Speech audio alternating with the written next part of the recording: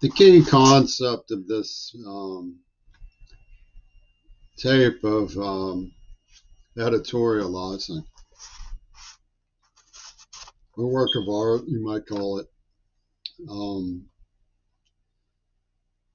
pertains to Vladimir Putin's comment, either we win or it's World War III. I believe this is a key concept because it has little to do with uh, typical European titled land skirmish. It has a lot more to do with the issues that I'm going to raise pertaining to the facts of American history and how the British interpret them. Russia is a proxy of Britain in this matter, taking aim at our right to know laws and social history habits of open review. And of course, they're aided by Trump's Republican Army, who tried to engage in hand-to-hand combat in the capital of the United States.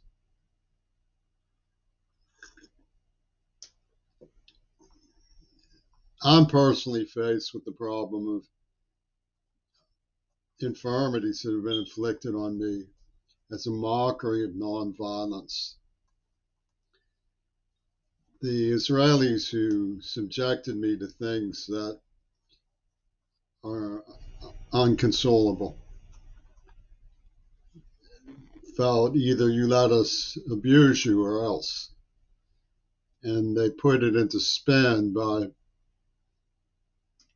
toxifying, gaslighting, and trying to get me to lash out in an Irish vernacular at them so they could play back claims of incorrect ideas.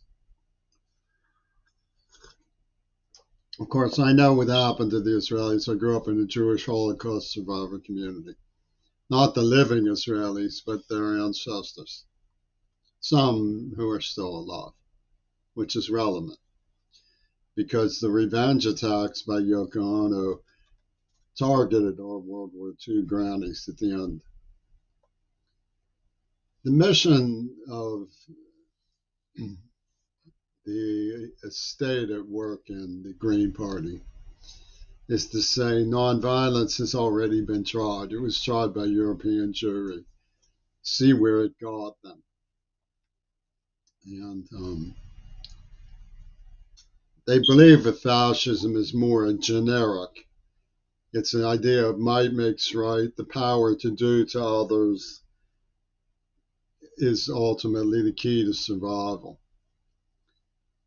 And they've tried to destroy our national boundaries with claims that either we save the world or by sacrificing ourselves, or we're to blame that the world isn't saved. And the power and the royal class, the oligarchs and the oil machine corporations took their good sweet time until it was ripe to get the third world mad at the negligence of the West.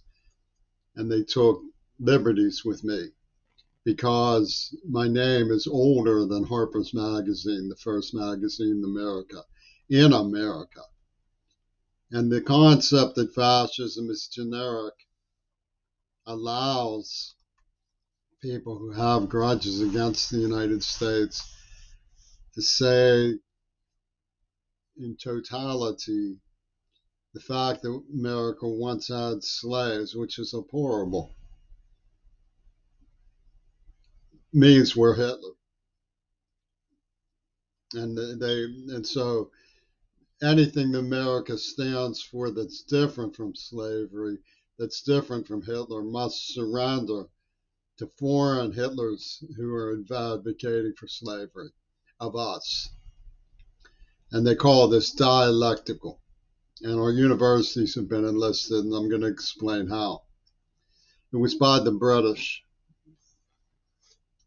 In 1963, um,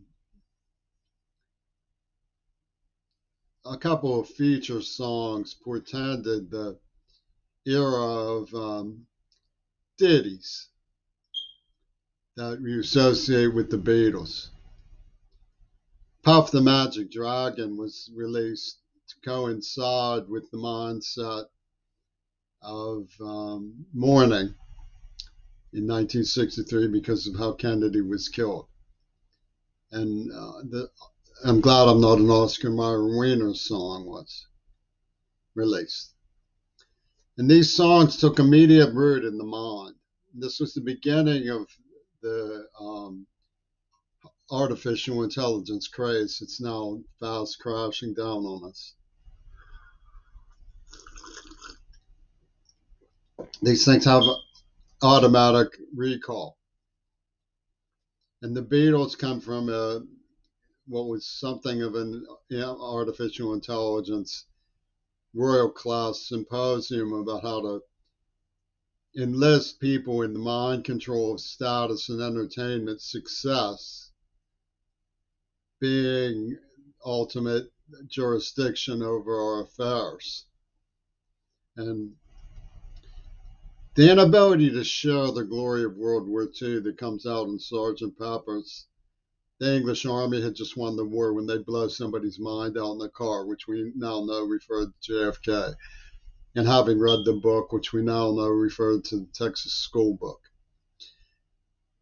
was in a studied attempt to ignore that America came to the rescue of Britain because Britain had a new idea about avenging Hiroshima and uploading Yoko Ono. Meanwhile, Ingrid Bergman had gotten in through Hollywood with her roots in Nazi German cinema. So we had these, the way that John Wilkes Booth was let into the Ford Theater. Oh, Mr. Booth, he worked there. So everybody acknowledged him and shooed him in. Well, that unwillingness to share glory with America is a characteristic of Paul McCartney's personality. He's obsessed with being first, obsessed with being first, which he coded into things like John Lennon saying they didn't want to come to America until they were number one. Well, boom, there goes Kennedy. He got zapped between the odds. Now they're number one. They wouldn't have been number one otherwise. And another thing,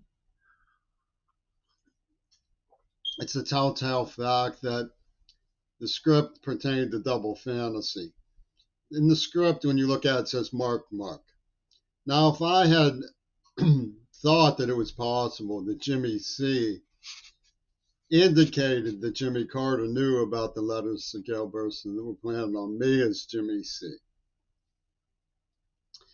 and his hobnobbing with Egypt and Israel was part of a fundamentalist tripartite axis of fundamentalism. I might have recognized that the men who attacked me were named Ronnie and Casper, like Reagan and Weinberger, but I was always told to shoot off from anything like seeing connections between things. And I was deaf and morbidized by brutality and being sort of strung along with everything's okay, you're going to be okay, you'll get over it. And in the script, Mark is like Mark Twain, but it's also like Mark David Chapman, Mark Mann, and Mark Mancini. Mark would have Mark Mann in it. So there's a lot of these kinds of scoundrel puns. Ronnie Zisinski. Another thing about McCartney is he loves reenactments.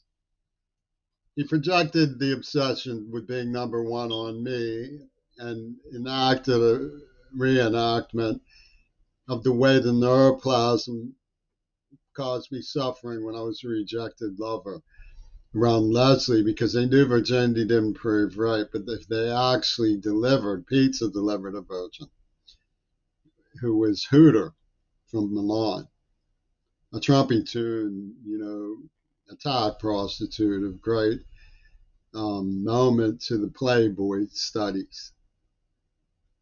They could get everybody enraged.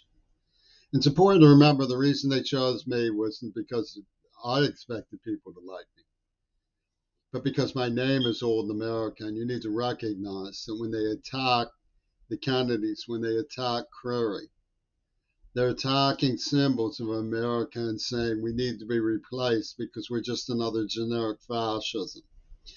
Anything you do that is patriotic is subordinated to the idea that the fascists who did this hold a higher cause. And ono eugenics are found in the way they're using Greta Thunberg. Her middle name has ono eugenics encrypted by Gabriel artificial intelligence.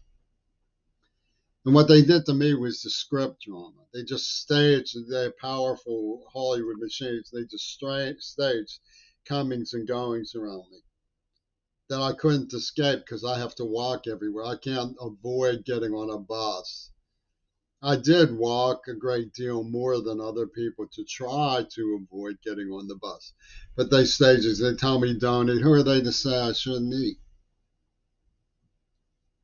So if you know what Yoko Ono does, it's something that parents all over America are trying to deal with.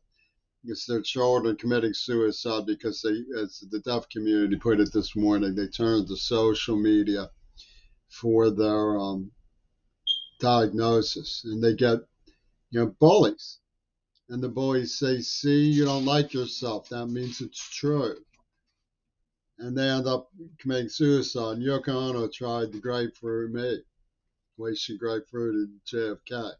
She tried to get me to commit suicide through social media. She tried really hard through expertise in doing that. She was bully's bully of bullies. Criminally insane, crying, shame, evil.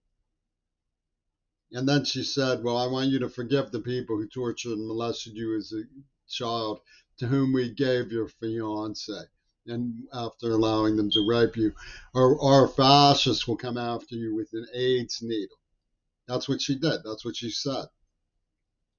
And I don't want to should be enough, especially with all the bluster they have to say about my not letting go, on being clingy.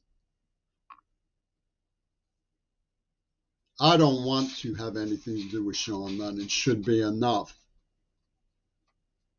So what I propose is, since I can't get anywhere, they've the second to getting me to commit suicide, which they haven't succeeded in doing yet.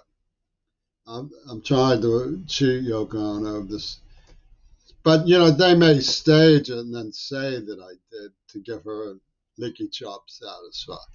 One of the people who was involved in this, who gave me the neurotrauma that was so painful and self hatred hypnotic, was Ian Wadmaker, who used to play a game called Bundy. W.A. Wadmaker, that's like Washington, which is where Bundy was. He was in offices around here with governors and stuff, and then he started killing people. Ian Wadmaker loved the Hawaii Five-0, about the two-part Hawaii Five-0, about a Nam veteran who comes back with PTSD and starts shooting people, who neurohypnotically he associates with combat scenes from his memory. He loved that, and they tried to precipitate that. They tried to precipitate that through the mental health gaslighting industry. Rachel McCloskey and her friends at Sound Mental Health, Stephen Tang, the people who poisoned me in the mouth, had Shannon Harps murdered. Yes, they did. And then they poisoned me in the mouth to get me upset, so that the Jews could say, you see, nonviolence doesn't work. And everybody has the Hatter inside them. So they get the tea kettle to go off. Michael Reagan, Trumpington's friends are all laughing. We got the tea kettle to go off. Because I got upset and they locked me up over Christmas. So what I'm trying to do is what JFK failed to do, which was make it possible for somebody to follow in my footsteps. Not saying anybody will, that make it possible for somebody to try if they want to. JFK should have been more careful with Johnson and Johnson being implied. Johnson clearly wasn't his heir apparent. Bobby Kennedy was, and I guess he sort of hoped having Bobby close to him would do the trick. It did. And he knew that there were going to be problems real soon in America about abortion. He talks about it in Strategy for Peace. I'm surprised that doesn't come up more because he was saying he didn't think, he says, I do not think America will ever accept abortion. And he should have seen Johnson and Johnson and known the pressure was going to be put on him to be a mouthpiece for that. But what they did was they established this idea that people should know that you have to have a license to drive, to make love, and that, without being taught. And then they violated the whole idea of using force of arms on a child so they could tell this drama story about me. Force of arms on a child. They didn't teach me about license, far from it. So he knew that there were going to be problems with this. And of course, the idea of curtain rods, which they said was what they took to the Oswald snuck into Texas Theater. It was probably Michael Penn, not Oswald. He snuck the rifle in. It had nothing to do with curtain rods. It was reference to Jack Ruby's Carousel Club. You string the curtains for the girls to go down on you. See, these people were actually hypocrites playing a double game. And it's like theater companies. I mean, they've been thinking about this days.